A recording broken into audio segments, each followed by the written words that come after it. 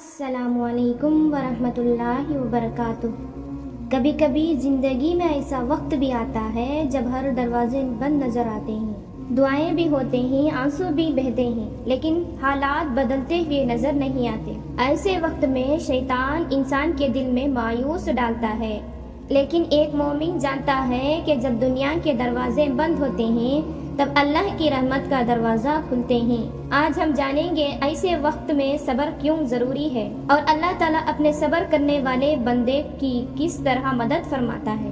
میرے عزیز بھائیوں اور بہنوں، قرآن مجید میں حضرت یعقوب علیہ السلام کی زندگی ہمارے لیے ایک عظیم سبق ہے۔ ان کے بیٹے حضرت یوسف علیہ السلام ان سے جدا ہو گئے، سالوں تک انہیں اپنے بیٹے کی کوئی خبر نہ ملی۔ غم اتنا بڑھ گیا کہ مسلسل رونے کی وجہ سے ان کی بینائی بھی چلی گئی، لیکن اتنی بڑی آزمائش کے باوجود حضرت یعقوب علیہ السلام نے اللہ سے شکایت نہیں کی۔ انہوں نے فرمایا، میں اپنا غم اور اپنی پریشانی صرف اللہ کے سامنے بیان کرتا ہوں۔ یہی ایک مومن کی نشانی ہے، لوگوں سے پہلے رب کے سامنے دل کھولنا۔ آج اگر آپ کی زندگی میں بھی کوئی ایسا غم ہے، اگر آپ کی دعائیں قبول ہوتی نظر نہیں آ رہے ہیں، اگر آپ کو لگتا ہے اب کوئی راستہ باقی نہیں، تو حضرت یعقوب علیہ السلام کو یاد کیجیے۔ انہوں نے صبر کیا اور آخرکار اللہ نے حضرت یوسف علیہ السلام کو ان سے ملا دیا۔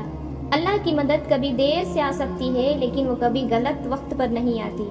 میرے عزیز دوستوں، اگر آج آپ کسی آزمائش میں ہو تو ہمت نہ ہاریے، ہو سکتا ہے آپ کی زندگی کا سب سے خوبصورت دن بہت قریب ہو۔ صبر اختیار کیجیے، نماز کو مضبوطی سے تھامے، دعا کرتے رہے اور اللہ پر بھروسہ کبھی نہ چھوڑے۔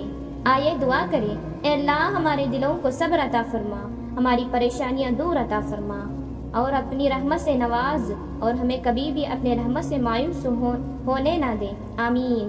اگر یہ بیان آپ کے دل کو چھو گیا ہو تو اسے دوسروں تک ضرور پہنچائیں، شاید اللہ اسی ایک ویڈیو کو کسی پریشانی دل کے لیے سکون کا ذریعہ بنا دے۔ السلام علیکم ورحمۃ اللہ وبرکاتہ۔